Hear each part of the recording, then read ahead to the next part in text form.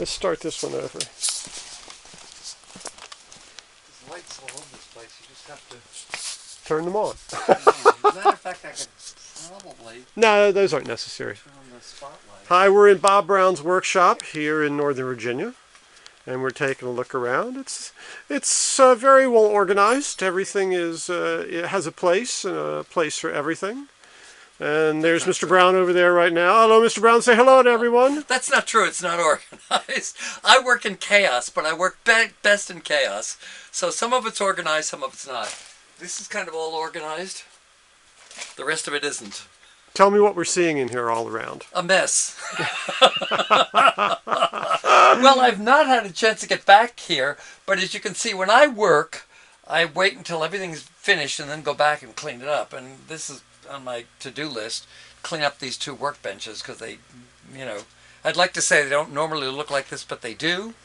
But most of the puppets are packed in plastic containers on shelves, so I can switch shows in an instant just by pulling this down and loading it into the car. And it's listed, that's Halloween, Monster Madness there, Kooky Creatures. Well, I named the show Monster Madness, and we decided the title was a little bit too frightening for preschoolers, so the puppet company decided to call it Kooky Creatures. And Monster Merriment. And then they changed it to Monster Merriment.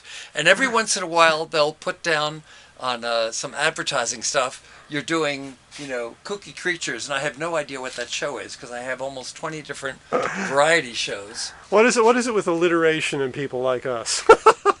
I don't know, but several of the shows have been renamed, which is actually sort of funny in some cases because when the shows were created, sometimes I have a banner with the title of the show on it, and a puppet will come out and drop down the banner that says, Dragon Feathers, and then they'll say, no, wait a minute, it's actually called Merlin's Magic. It's no longer called Dragon Feathers. So, well, what's all back here? Now this is groups of puppets and...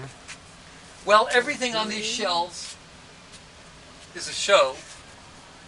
Each container's got a show, and it's marked. Sometimes things are sort of overflowing and hanging off the shelves. And when you get all the way in the back, it's actually fabric on the back wall. Puppets that are being worked on are here, as you can see.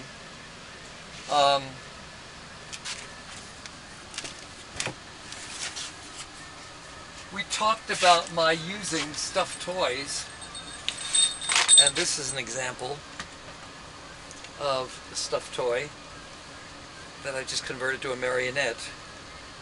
And most of these are done that way. So,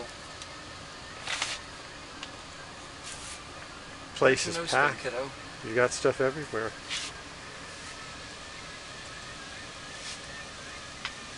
I discovered a long time ago, I may have told you this, that I put a nose string on one of my puppets, and usually I'm telling them what to do during the show, and so they look up at me like this. And the first time I did that, my wife said to me, gee, that really looks adorable because the puppet looks like it's reacting to what you're telling it. And so I now, when I build marionettes, I put nose strings on almost everybody. So at some point in the routine, they can look up and I go, are you paying attention? Are you sure? Okay, watch me. This is what I want you to do. Jump back. I'll give you a ride. Hold on.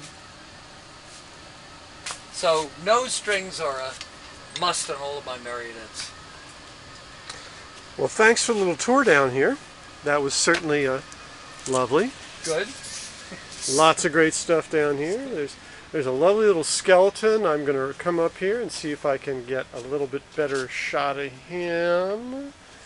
It's kind of dark, but he looks pretty cool. Big mouth. Skeleton with a leaf on his head. There you go. That's extra. Thank you, Bob. Sure, take a picture of Bob with leaves on it. What the heck is that?